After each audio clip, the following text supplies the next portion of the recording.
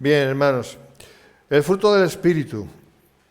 No recuerdo haber predicado sobre esto, o al menos hace muchos años. Y sin embargo, es tan sumamente importante. Hombre, predicamos, y siempre se predica sobre el fruto del Espíritu, pero no de una manera detallada como lo vamos a hacer ahora, porque nos vamos a basar en la palabra de Dios, donde está expuesta la enseñanza acerca de justamente del tema que nos va a ocupar, ¿no? Que es el fruto del Espíritu.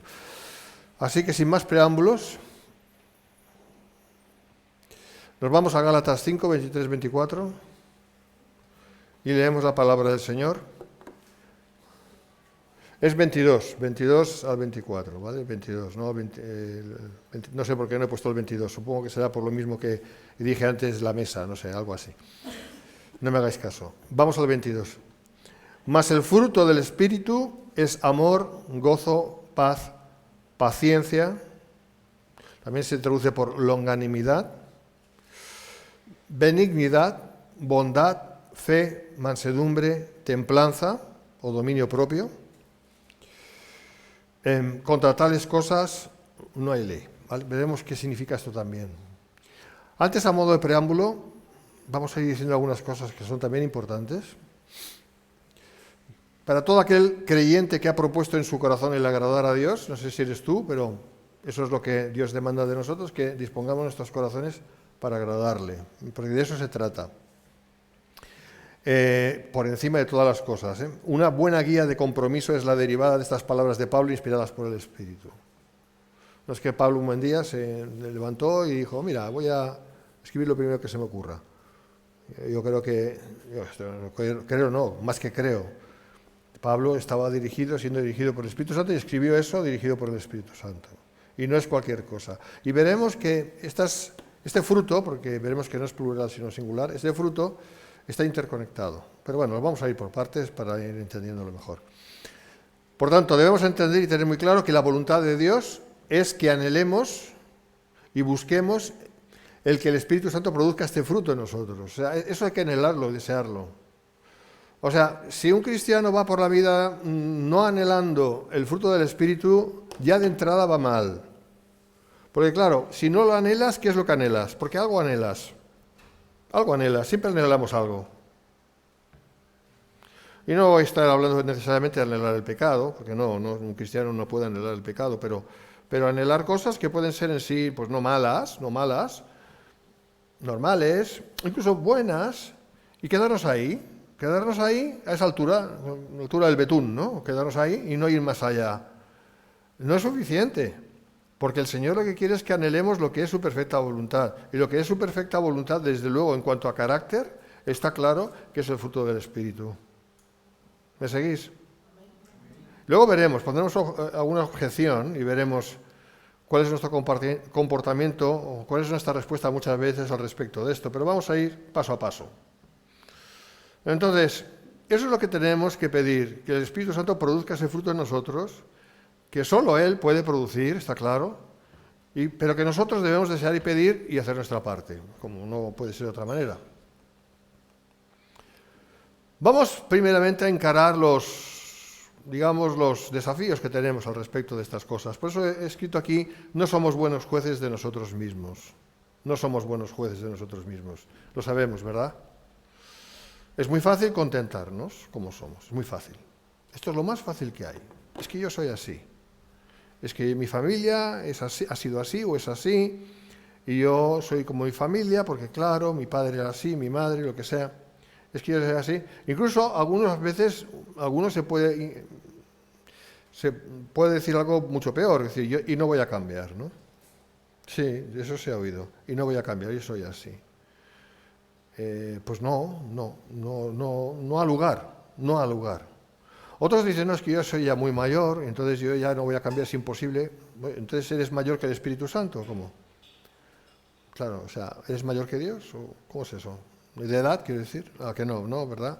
O sea, Dios tiene todo el poder para hacer lo que Él quiera, y Él quiere eso, que crezcamos en el fruto del Espíritu. Por lo tanto, es muy fácil contentarnos como somos, ¿no? Y no ir mucho más allá, porque es muy fácil levantarnos como jueces de nosotros mismos. Es que está la clave. El problema es que estamos demasiado acostumbrados a juzgarnos a nosotros mismos. Y hasta cierto punto sí, tenemos que juzgarnos a nosotros mismos, pero no de una manera total, porque si hacemos eso, entonces estamos ocupando el lugar de Dios. Porque Él es el juez. ¿Me explico? O sea, no somos buenos jueces. No podemos ser juez y parte a la vez. ¿Sabes? Juez y parte no podemos ser. No podemos porque entonces sí estaremos muy equivocados. Pero eso es lo que pasa en la vida, o puede pasar, o nos puede pasar, o a veces nos pasa, cada uno sabrá. O como digo, es muy fácil levantarnos como jueces de nosotros mismos y declarar que somos, y como somos, pues ya está bien, como diciendo, hombre, a ver, yo no soy mala persona, intento hacer el bien, eso es muy sui generis, ¿qué es intentar hacer el bien? Exactamente. Algunos dicen, bueno, yo no mato, no robo, menos mal, gracias, no matas, no robas, está bien, está muy bien. De entrada está bien, ¿y ya está? Bueno, mentir, tampoco, pero bueno, a veces, y esto y lo otro, y es muy fácil contentarnos como somos porque estamos cómodos. Y ese es el gran problema, nos acomodamos, y cuando estamos cómodos, mal asunto, porque no avanzamos, porque la comodidad en sí no es buena consejera. Y este es el error tantas veces. Entonces, en primer lugar, no somos jueces de nosotros mismos, porque el que nos juzga es Dios, como está escrito, 1 Corintios 4, 3, 4, ni aún, es Pablo hablando, el apóstol, ni aún yo me juzgo a mí mismo, porque aunque de nada tengo mala conciencia, apunta bien esto, aunque de nada tengo mala conciencia, mira, él lo decía, de nada tengo mala conciencia, pero fíjate que sigue diciendo, no por eso soy justificado. O sea, no por tener mala conciencia, o no tener mala conciencia, mejor dicho, no por no tener mala conciencia, Pablo decía que estaba justificado, no señor. Y aquí apostilla ya la frase final, pero el que me juzga es Dios, sino el que me juzga es Dios. Es decir, el que me juzga es Dios, es el juez. No mi conciencia. Vamos a ver esto. Vemos que Pablo admite que él no era justificado por él, como él se veía a sí mismo, sino que todo el juicio a todo nivel sobre su persona recaía solo en Dios y no en su conciencia. Entonces, Miguel, ¿para qué sirve la conciencia? Para mucho, pero la conciencia no es Dios, ¿verdad? Dios usa nuestra conciencia, pero la conciencia tiene sus limitaciones porque somos seres humanos, ¿verdad? Estamos en un cuerpo de muerte, ¿verdad que lo dice? Romanos 7, o sea, hay limitaciones ahí, ¿no? En otras palabras, podemos llegar a tener una conciencia que no nos advierta realmente de cómo estamos ante Dios. Por eso necesitamos ver y comprender qué es lo que Dios demanda de cada uno siempre, y en cuanto a la cuestión que nos ocupa, que es que se desarrolle el fruto del Espíritu en nuestras vidas, pues de igual manera. Acomodarnos a nuestra condición es lo natural en nosotros y es conforme a la guía de la carne, y ese es el engaño. Pero ¿cuántas veces hemos podido exclamar, es que yo soy así, es que esto viene de familia, soy así, no voy a cambiar, etcétera? Parece que esto contradice las palabras de Juan, cuando dice en 1 de Juan, si nuestro corazón no nos redarguye, confianza tenemos para con Dios, ¿verdad? Pero no va en contra una cosa de la otra, lo que dice Pablo de lo que dice Juan. Porque lo que dice Juan es básico. Es decir, si no tenemos mala conciencia, si no tenemos mala conciencia, vamos bien. Sí, vamos bien, claro. El problema sería que tuviéramos mala conciencia y siguiéramos así. Eso es lo que está diciendo Juan. Pero Pablo vemos que va un paso más allá y nos dice, aunque tengas buena conciencia, no por eso eres justificado. O sea, tu conciencia no te va a justificar. El que justifica es Dios. Y a lo mejor necesitamos que Dios remueva nuestra conciencia, toque nuestra conciencia, sacuda nuestra conciencia, limpie nuestra conciencia, le dé un poquito de músculo a nuestra conciencia, porque quizás está muy desentrenada. ¿Me entiendes? ¿Me estás entendiendo? ¿Estás ahí, hermanos? Esto es básico. Si no, no vamos a entender bien la profundidad del fruto del Espíritu. Y no lo vamos a anhelar. Nos vamos a quedar así como cristianos un poquito de pacotilla, pero no realmente cristianos avivados, sanamente avivados, ¿se entiende? No emocionalmente avivados, sino espiritualmente avivados. ¿Ves la diferencia? Entonces, esto es el acomodarnos a nuestra condición natural. Mira, Romanos 8:7. Por cuanto los designios de la carne son enemistad contra Dios, porque no se sujetan a la ley de Dios ni tampoco pueden. Es decir, que si yo me quedo solamente en lo que dice mi conciencia, como parte de mi ser, y ya está, no voy a andar muy lejos en la voluntad de Dios. No voy a andar muy lejos. ¿Por qué? Pues por esto, porque los designios de la carne son enemistad contra Dios y no se sujetan a la ley de Dios y tampoco pueden. Y mi conciencia es parte de mi naturaleza caída. Es así. Por eso las conciencias se cauterizan. Por eso llega un momento en que si uno practica cierto pecado, al final ya no siente ningún tipo de remordimiento. ¿Por qué? Pues porque la conciencia se ha adecuado, porque la conciencia es parte de nuestro ser, se ha adecuado a la nueva situación. Y el único que puede liberar la conciencia de esa trampa es Dios, es el Espíritu de Dios. Pero por eso hay que anhelarlo también y decir, y tantas veces tenemos que pedir esto sin ganas. Sin ganas. Señor, hazme crecer en ti. Y no tenemos ganas. Lo mismo que tantas veces tenemos que coger la Biblia y no tenemos ganas. Y empezamos a dormir y nos dormimos, a leer y nos dormimos. Y no es por sueño, es porque ahí el enemigo no quiere que tú leas la Biblia, está claro. ¿Quiere eso el enemigo? No. Pero te tienes que esforzar. O sea que la vida cristiana es una vida de esfuerzo también, es una vida de gracia, pero hay que esforzarse en la gracia. ¿Me entiendes? O sea, si tenemos la gracia solamente como sustituto de nuestra fortaleza o de nuestro esforzarnos, estamos equivocados. La gracia no va a funcionar. Y si decimos, no, yo tengo mucha fe para que la gracia actúe, demuéstralo en tu comportamiento delante de Dios. Porque si no, no tienes fe, lo que tienes es una creencia. Tienes una bonita doctrina, lo cual está muy bien, pero si solo tienes doctrina y no tienes obra, y por obra me estoy refiriendo a eso, a esforzarnos en el Señor, ¿verdad? ¿Me entiendes? ¿Me estás siguiendo? Entonces, ¿qué? ¿De qué vale? Te vas a quedar siempre como un bebé maleducado, un bebé maleducado. ¿Sabes? Los niños estos maleducados, tontorrones, que nunca crecen, y tienen ya 60 años, 50, 70, están para morirse ya, y siguen siendo niños maleducados, porque no han cambiado, no han madurado. Tú me entiendes, ¿no? Esto ocurre en lo natural, pero en lo espiritual también. Es que yo llevo 40 años ya de conocer al Señor. Vale, deja que... Muy bien, genial. Vamos a ver tu fruto, ya lo que veamos, pues... Porque por sus frutos les conoceréis, ¿verdad que está escrito? Entonces llega un momento en la vida cristiana, hermanos, en que uno tiene que ponerse serio. Bueno, llega no un momento, sino muchos momentos. ¿Me entendéis? Que hay que ponerse serio con el Señor y decir, Señor, yo no tengo ganas, la verdad es que aquí estoy muy acomodado, pero el Señor lo sabe. Yo estoy feliz así, yo no tengo ganas de cambiar, la verdad, y hacer esto y hacer lo otro, pero tengo que hacerlo. Es necesario que tú me cambies, Señor, porque eso es lo que te agrada a ti. Y acordaos que el amor es una elección. No un sentimiento, es una elección. Amar es elegir amar, ¿entiendes? Vale. Bien, entonces el acomodarnos en esta condición natural, pero la palabra también dice otra cosa. Romanos 8:5, porque los que son de la carne piensan en las cosas de la carne, pero los que son del Espíritu en las cosas del Espíritu. ¿Qué significa esto? Entre otras cosas, que si vamos andando en el Espíritu, siempre querremos más del Espíritu. Eso es como aquel que empieza a andar. Ya, déjame deciros, yo lo sé por experiencia, empieza a andar y hace, no sé, 1 kilómetro al día para empezar. Y al principio le cuesta mucho. Digo, ostras, solo andar, tú lo tranquilo que estarías sentado. Y eso de andar es un rollo.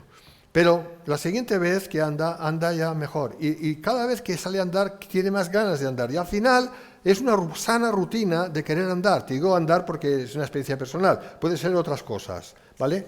O sea, el cuerpo, en este caso, se adapta a esa nueva rutina y le gusta y te lo pide. Te pide ejercicio. Haces ejercicio, al principio te cuesta, luego quieres hacer más ejercicio. Y así son muchas cosas en lo natural, ¿me entiendes? En lo espiritual es exactamente lo mismo, pero en lo espiritual.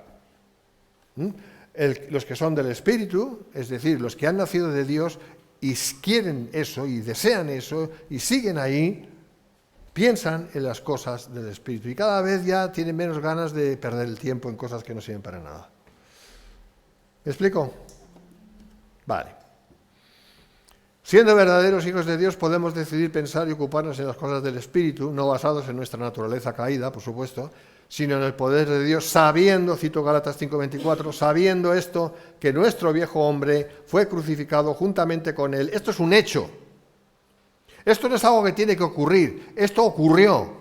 Por fe ya ocurrió. Cuando Cristo dio su vida en la cruz, nosotros los que íbamos a creer, fuimos ya crucificados. Hombre, hablo en términos de la eternidad. ¿Me seguís? Seguidme, por favor. No en términos de temporalidad, porque nosotros aún no estábamos en este planeta, ¿vale? No sé dónde estábamos en la mente de Dios, ahí sí estábamos. Pero para Dios ocurrió, sabiendo esto, que nuestro viejo hombre fue crucificado juntamente con él. Cristo daba su vida en la cruz, nosotros estábamos siendo crucificados también con él. ¿Me seguís? Esto es impresionante. Pues está escrito, ¿no? Para que el cuerpo del pecado sea destruido, o sea, la palabra destruido no es la mejor traducción, sea muy sin poder, o sea, muy afectado, es la palabra más correcta. Os la puedo buscar si queréis, porque la tengo aquí, creo. Romanos, ¿qué era? Romanos, esto era el cuerpo Romanos 6, sí.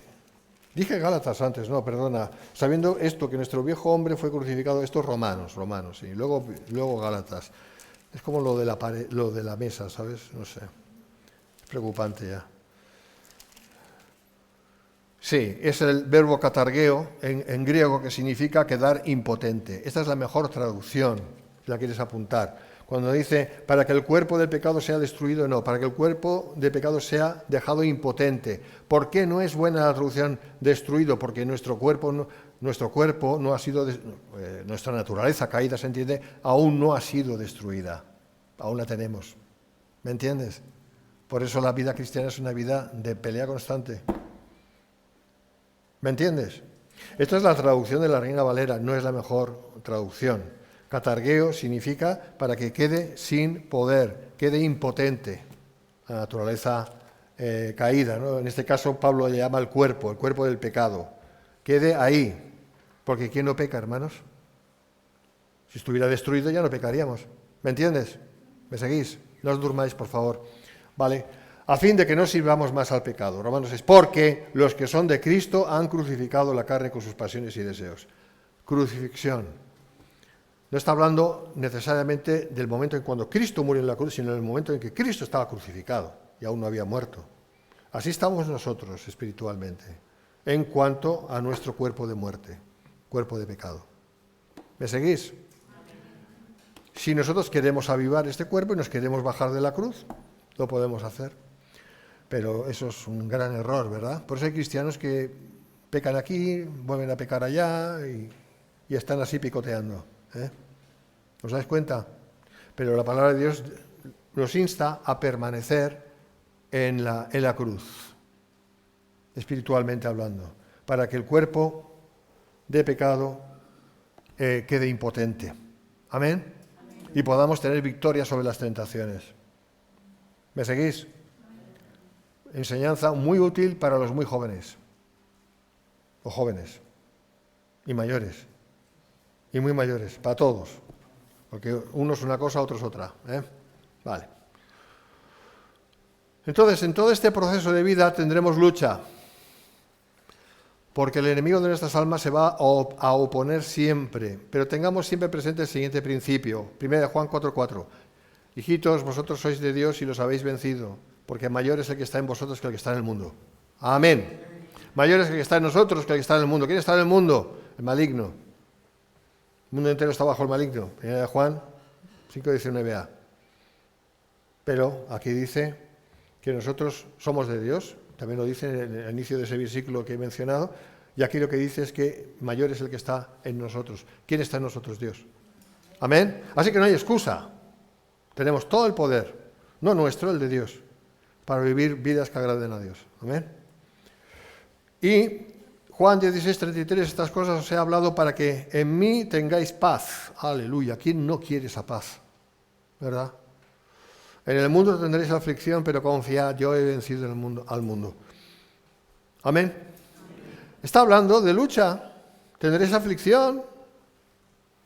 Y yo pienso que en la mente del Señor en ese momento que lo estaba diciendo no estaba pensando tanto en la persecución o en lo que nos pueden hacer los demás o la Agenda 2030 o yo qué sé qué. No, estaba más bien pensando en nosotros mismos, o sea, cómo somos nosotros. En que si nos despegamos de la cruz, íbamos a tener aflicción. En que si dejamos que nuestra mente empiece a pensar cosas que no debemos, y por tanto desear cosas que no debemos, porque lo que vas pensando al final lo acabas deseando, si es que es agradable. Porque no todo lo agradable es bueno. De hecho, casi todo lo agradable es malo. Sí. Lo muy agradable. Por eso la gente peca, si no, no pecaría. Porque si fuera desagradable pecar, pues yo no, ¿para qué pecar, no? Si es muy desagradable. ¿Me entiendes? Así que va a depender mucho de cómo vivamos nuestras vidas. Y ahí es donde entramos ya en el fruto del Espíritu. Veamos qué quiere Dios de nuestro carácter. Básicamente tiene que ver con el carácter, básicamente. Gálatas 5, 22, 23, el fruto del Espíritu es amor, gozo, paz, paciencia, benignidad, bondad, fe, mansedumbre y templanza. ¿Amén? Y dirían, bueno, son 9. No, es 1. Nos habla la palabra de fruto, y ese fruto es el del Espíritu Santo, fruto de Dios en nuestras vidas.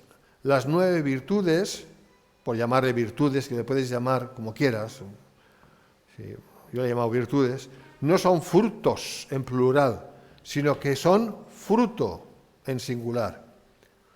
Esto es porque van juntas siempre y proceden de una misma fuente. Vamos a ver, uno no puede decir, no, yo tengo un amor, oye, yo tengo un amor sacrificial impresionante, elevadísimo. Y luego esa misma persona ves que de bondad no tiene nada. No, o sea, tu amor no es verdad. Lo que es verdad es que no tienes bondad, eso sí. O, yo tengo un amor impresionante, como que no. Porque fe ya veremos que tiene que ver con fidelidad. Perdón, pero la fidelidad es una parte importantísima del amor. ¿Me entiendes? Igual que el resto del fruto del Espíritu es parte íntegra del amor. O sea, que si dejamos de lado alguna de las partes del Espíritu, del fruto del Espíritu, diciendo que el amor es, vamos, genial, yo tengo un amor impresionante, te estás equivocando. Te estás equivocando mucho. Tu amor será, no sé, Hollywood, pero poco más. O sea, no tiene nada que ver con la realidad porque estás muy flojo en todo lo demás. Todo tiene que ir equilibrado.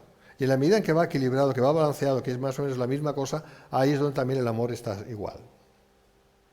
O sea, no es una cosa más que otra. Por eso es fruto. Pues tenemos trabajo, hermanos. ¿No? ¿Sí o no? ¿Sí o sí? Así que no vale eso de decir, voy a dar otro ejemplo, templanza. Eso suena muy bien. Hay gente del mundo que tiene una templanza impresionante. No se mueve ni Clint Eastwood, ¿no? No dice nada, solamente mira así con esa mirada y nada más. Es un ejemplo típico del actor de Hollywood, ¿no? Del duro, ¿no? Que apenas dice nada, pero lo que hace, ¿no? Templanza. Pero es una templanza que no es del Espíritu. Es una templanza aprendida. Es una templanza que viene, no sé, puede ser también de los mismos demonios, que pueden dar a un satanista mucha templanza. ¿Me entiendes? Saber estar, saber comportar, saber callar, tener dominio propio. Pero no es del Espíritu de Dios, es de otro espíritu. ¿Y dónde realmente se ve que esa templanza es de Dios? Cuando el amor es genuino. ¿Me explico? Entonces, si el amor está ahí, lo demás también. ¿Me seguís? Bueno, vamos a ir viendo esto. Escribe Matthew Henry, aquí no hay obra, refiriéndose a las obras de la carne, previamente lo dice en Gálatas 5, no lo hemos leído porque tampoco quería cansaros, pero ahí está. Sino actuación de nuestro espíritu regenerado e impulsado por el Espíritu Santo, por lo que Pablo lo llama fruto, pura consecuencia de estar en Cristo. Me gusta lo que dice Matthew Henry, o es La Cueva, no lo sé quién lo dice los dos, porque dice, sino actuación de nuestro espíritu regenerado, es decir, aquí nos pone a nosotros como, venga, tú tienes que hacer tu parte, Manuel. ¿Me sigues? Porque claro, el problema está en que por años, pues siempre ha habido gente que ha dicho, no, yo sigo esperando que el Espíritu Santo cree en mí, haga en mí, no cree, de crear su fruto. Pero se ve que debe estar muy ocupado, porque no cambio, no. Porque lo han entendido mal. Es que no es que viene el Espíritu Santo así, no es que el Espíritu Santo ya está en ti si eres de Dios. Pero tú tienes que ponerte de acuerdo con el Espíritu Santo y hacer lo que tienes que hacer para que el fruto se manifieste, ¿me entiendes? Si no, no se va a manifestar, poca cosa se va a manifestar, porque además tú sigues pensando que tú eres como eres. Es que yo soy como soy.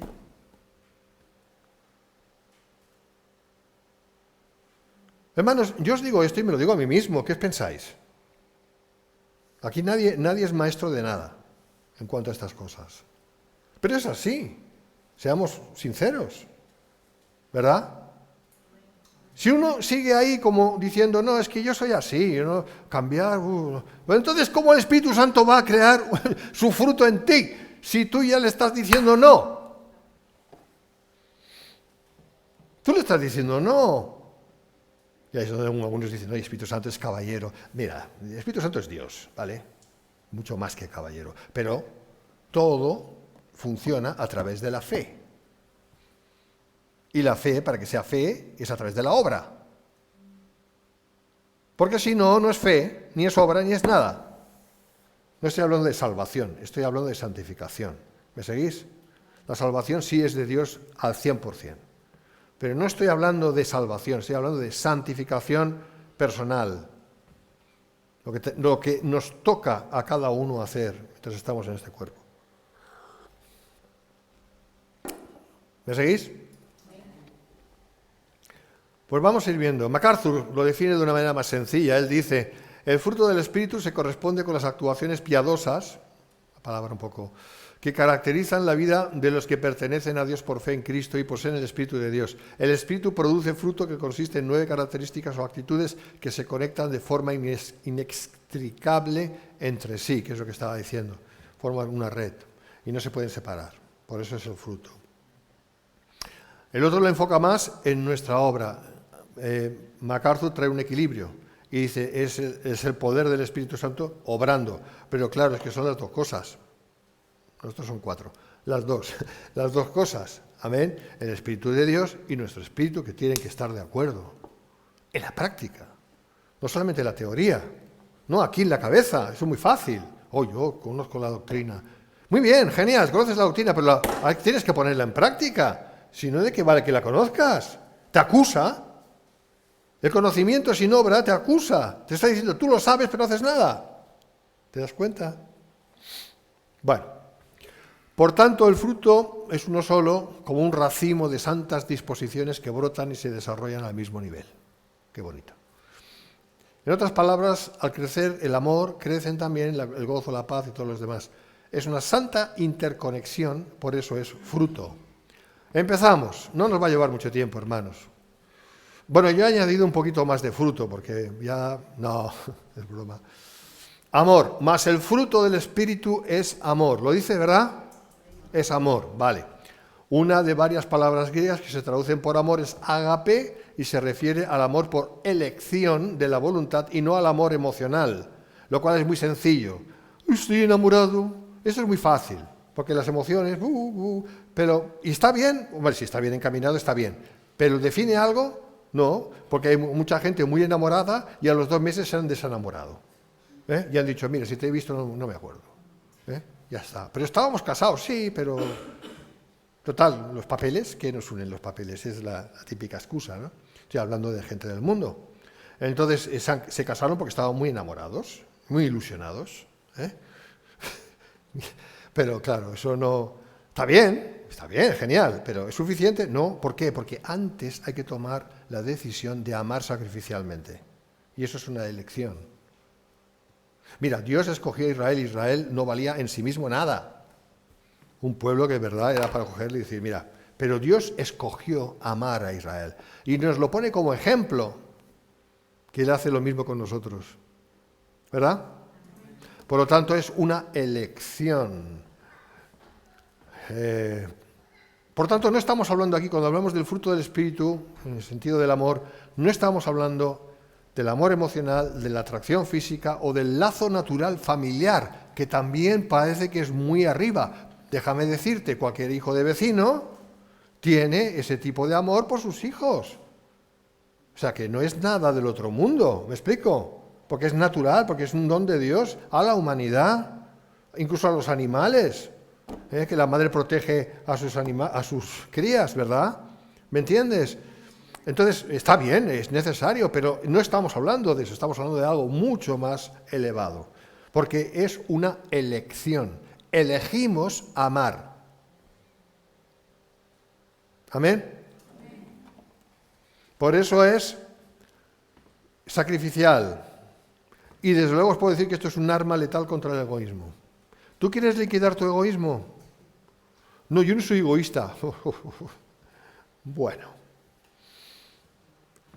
¿Tú quieres, ahí lo dejo, ¿tú quieres liquidar tu egoísmo? Ama. Decide amar, no hay otra cosa. ¿Cómo? De la manera práctica, ya cada caso, uno se espera más una cosa de otra. Bueno, ahí podríamos hablar mucho tiempo, no tengo tiempo ahora, pero siempre es una elección y hacerlo. Amén. Muchas veces en contra de los sentimientos, de las ganas, de muchas cosas, porque la carne no va a querer. Y el enemigo se va a oponer como vamos. Pero nosotros, mayor es el que está en nosotros, ¿verdad?, que el que está en el mundo. ¿Amén? Pues ya está. Así que es un arma letal contra el egoísmo. Escribe MacArthur refiriéndose al amor, respeto, devoción y afecto que incluyen siempre el servicio voluntario y la disposición al sacrificio. Juan 15:13, nadie tiene mayor amor que este, que uno ponga su vida por sus amigos. Vosotros sois mis amigos y hacéis lo que yo os mando. Y es obvio que el Señor estaba hablando de la cruz, ¿verdad? Porque dice en Romanos 5:8, mas Dios muestra su amor para con nosotros en que siendo aún pecadores, ¿éramos santitos? ¿Éramos buena gente? ¿Éramos adorables? No, éramos los más asquerosos, espiritualmente hablando, que Dios podía contemplar, porque Dios no puede ver el pecado. ¿Y qué dice? Cristo murió por nosotros. Porque ya el Señor ya veía lo que íbamos a ser, no lo que éramos. Este es el ejemplo, ¿verdad? Es el ejemplo sublime, está claro. Primera de Juan 3:16. En esto hemos conocido el amor en que Él puso su vida por nosotros. También nosotros debemos poner nuestras vidas por los hermanos. Es obvio que si crecemos en amor, creceremos en el resto del fruto del Espíritu. Todo se ha de hacer con sabiduría. La sabiduría tiene que ir por delante, saber hacerlo bien, no hacer las cosas al tuntún, para callar la conciencia. No, los motivos tienen que ser puros. Los motivos tienen que ser puros, no torcidos.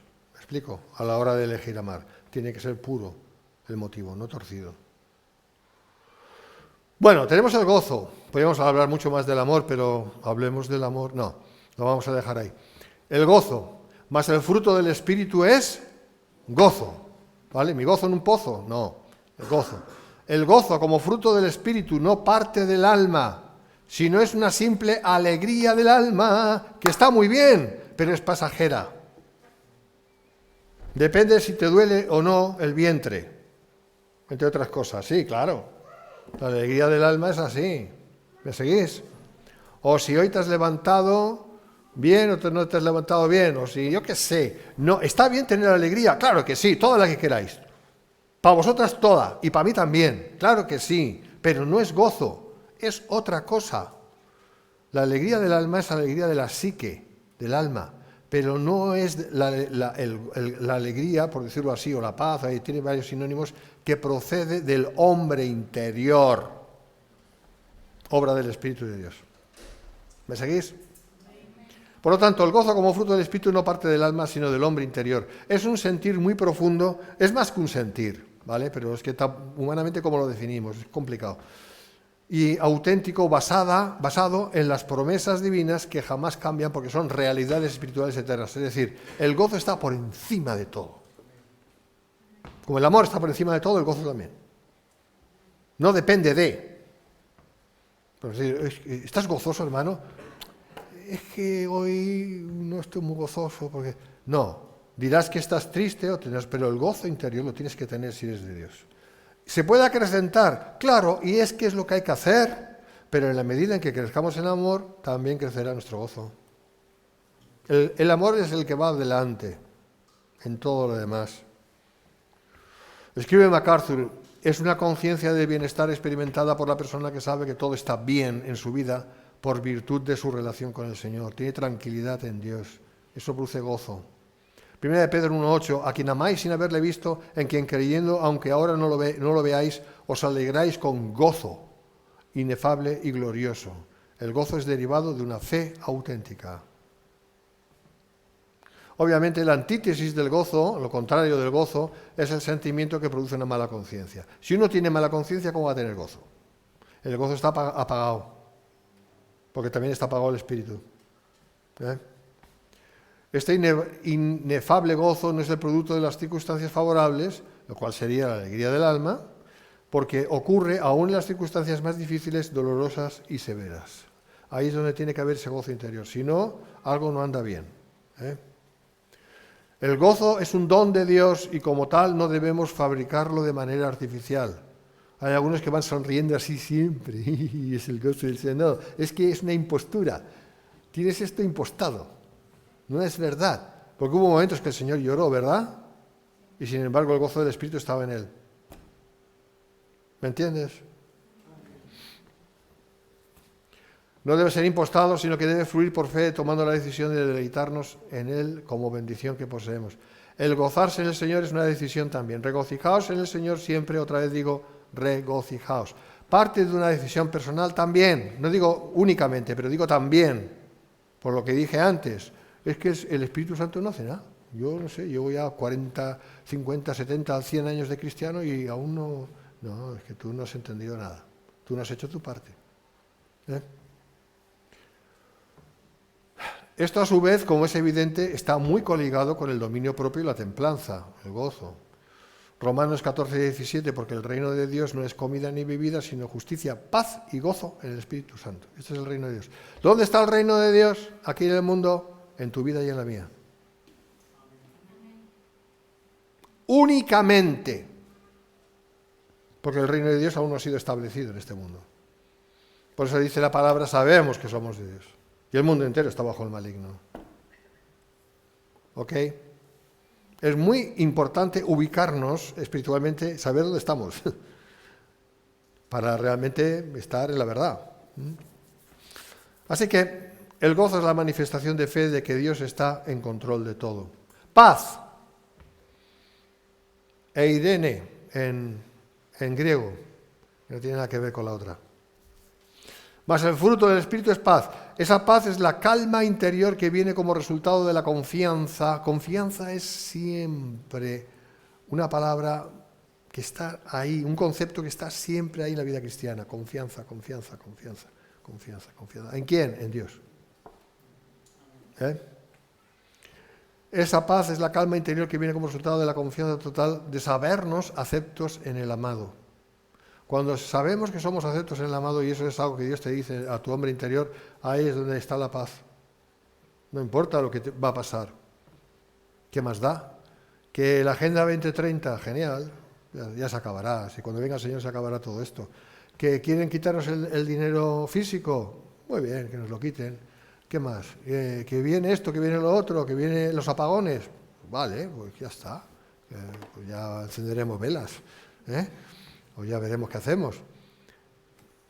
¿Que tenemos que volver a la Edad Media en ese sentido, al menos por un tiempo? Pues mira, vamos a ver qué tal se manejan las espadas, ¿no? O sea, quiero decir, ¿qué más da?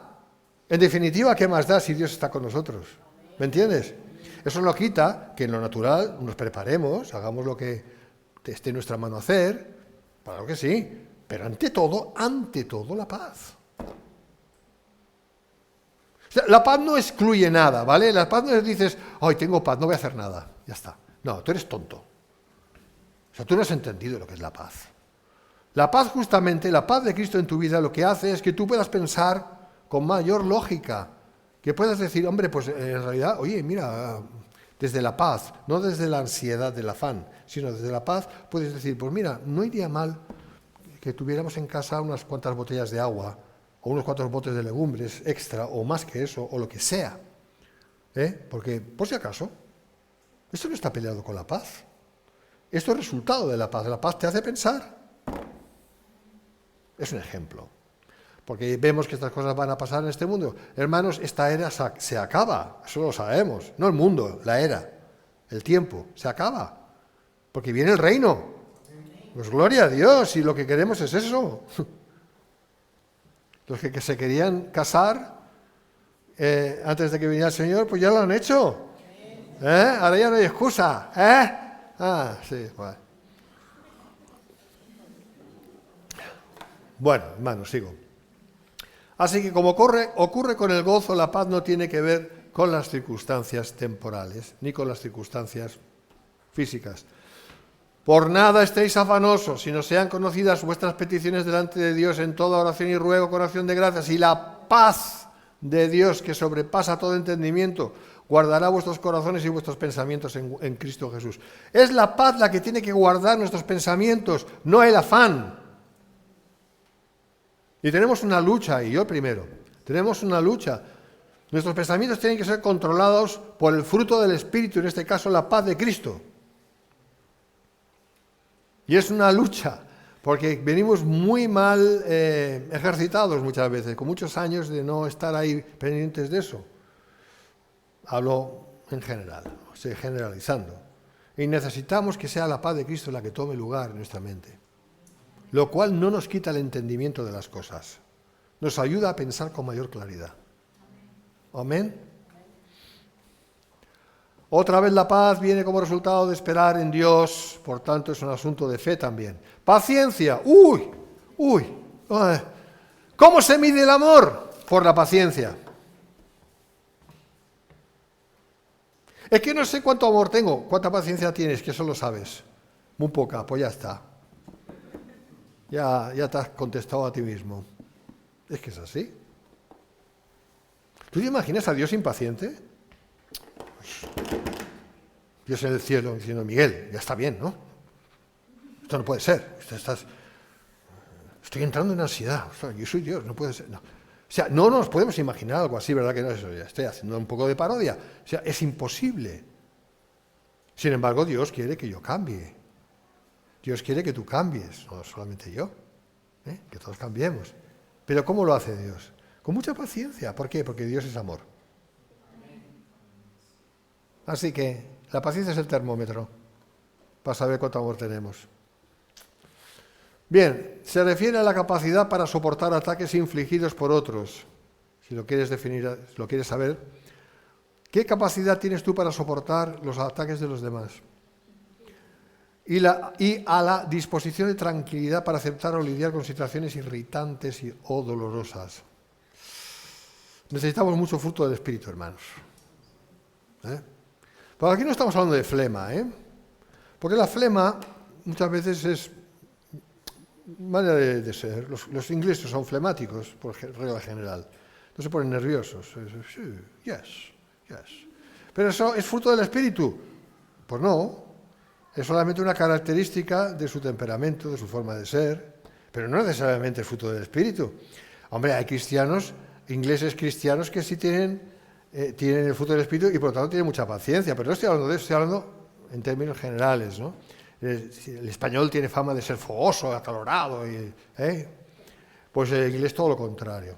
¿Esto es paciencia en el sentido del fruto del Espíritu? No. es condición natural, adquirida por años y años y años de... ¿Sabes? Tú ves a los bebés ingleses, son tranquilos, normalmente son tranquilos, cabezones y tranquilos, tienen una cabeza muy grande y, en comparación con nosotros, y luego son tranquilos, no lloran casi, o si lloran poco, y dice, jo, si hubiera tenido hijos así, ¿eh? Y por lo de cabezones lo de menos, que fueran tranquilos, jolín. Es que hay idiosincrasia, se llama idiosincrasia de los pueblos, eso es una realidad, ¿vale? Pero aquí estamos hablando de lo que estábamos hablando, y es la obra que cada uno tiene que generar en sí mismo respecto a lo que estamos hablando, que es el fruto del Espíritu. ¿Amén? Paciencia, es clave la paciencia. Pero luego veremos las demás y verás que también lo son. Esto va muy de mano con el dominio propio, ya lo digo. Efesios 4:2, con toda humildad y mansedumbre soportándoos con paciencia los unos a los otros en amor. Ahí está la clave.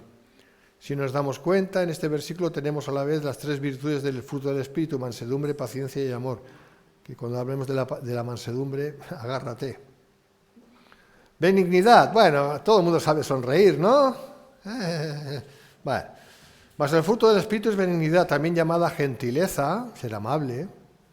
Resulta ser un interés genuino, tiene que ser genuino, si no, no vale. Tiene que ser sincero hacia los demás.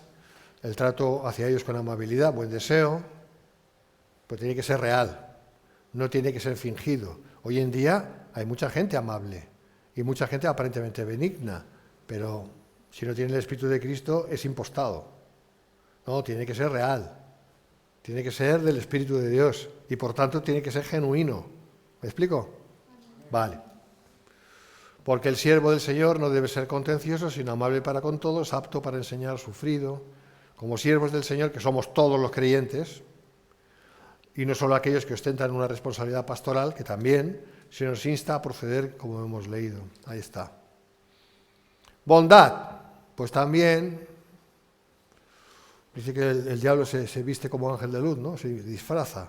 O sea, que hay que saber cuándo es bondad auténtica y bondad que no es real. Mas el fruto del Espíritu es bondad. La bondad parte de la inclinación a hacer el bien. El bien. ¿Qué es el bien, señores? Bíblicamente hablando. La voluntad de Dios. Ese es el bien. No lo que el mundo interpreta por bien. No lo que la sociedad interpreta por bien. No lo que tú puedas llegar a pensar que es bien. No sé lo que tú piensas. Pero lo que Dios piensa que es bien, eso es bien. ¿Vale? Y eso requiere de la obra del Espíritu.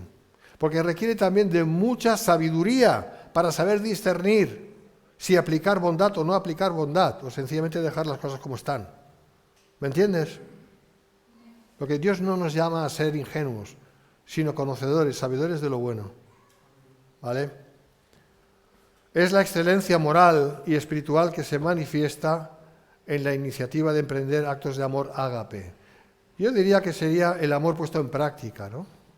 Pero cuando es real. El ejemplo más claro es el del Señor Jesús, Romanos 5, 6, 8. Porque Cristo, cuando aún éramos débiles, a su tiempo murió por los impíos. Ciertamente apenas morirá alguno por un justo, con todo pudiera ser que alguno osara morir por el bueno, mas Dios muestra su amor para con nosotros en que, siendo aún pecadores, Cristo murió por nosotros. Lo hizo, ¿por qué? Por amor, por su bondad. Dios nos manda que seamos bondadosos y así constituir un buen ejemplo para todos.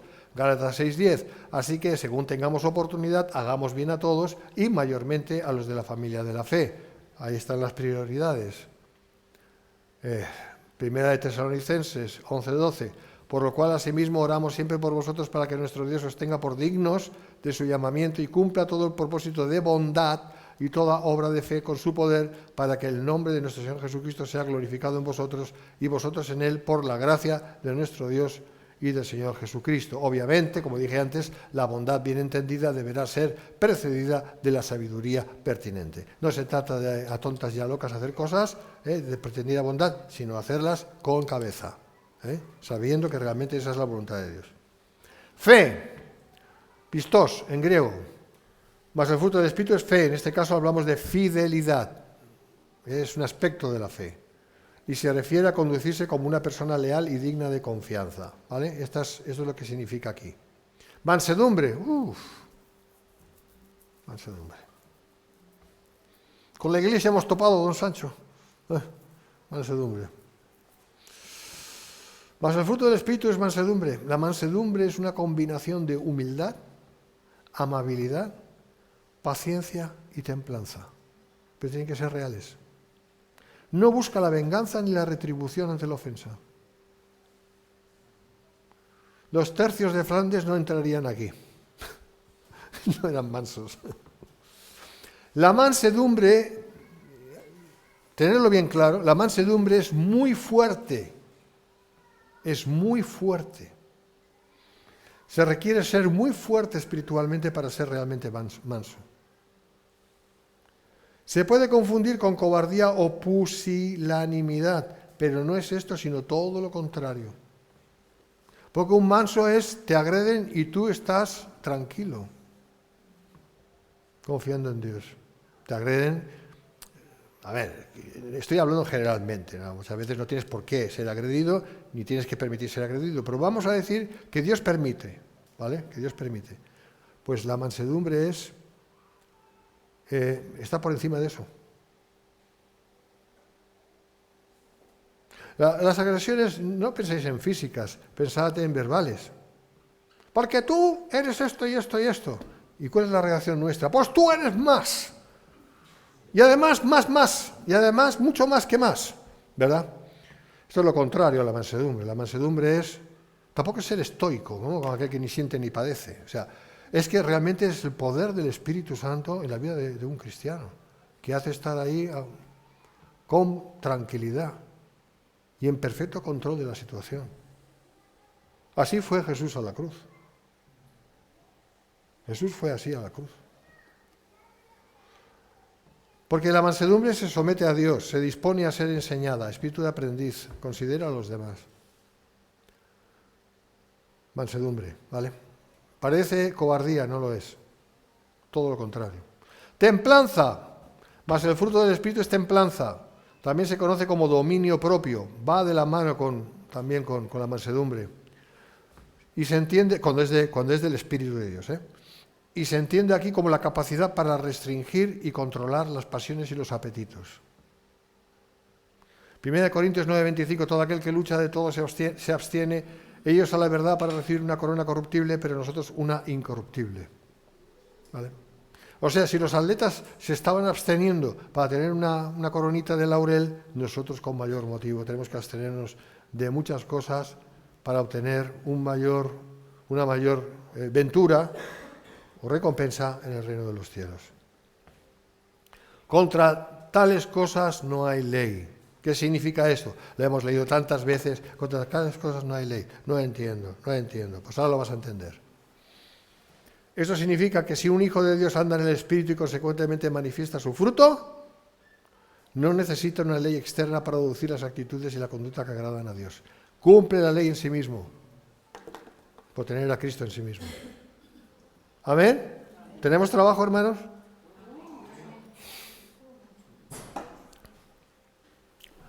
Otras Pedrín, Pues, otra vez digo, con eso acabo. ¿O no? Sí. ¿Cuál es?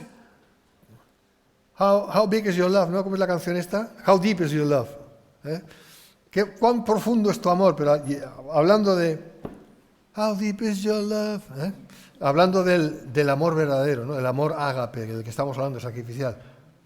¿Qué tan grande es? Real, verdadero. O sea, ¿qué es?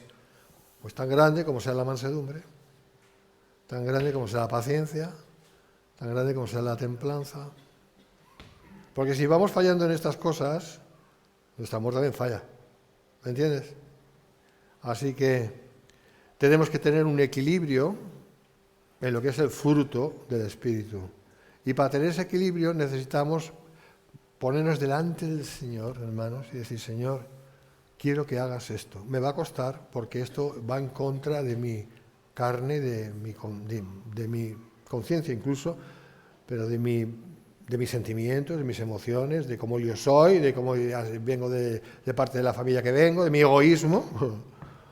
Pero aquí lo importante es que tú hagas lo que tú me has dicho que quieres hacer y está en tu palabra, está claro. Y no hay excusa. Y no lo puedo esconder, porque esconderlo sería engañarme a mí mismo. Pues vamos a orar por eso. Si queréis, nos ponemos de pie y oramos, porque yo creo que es importante.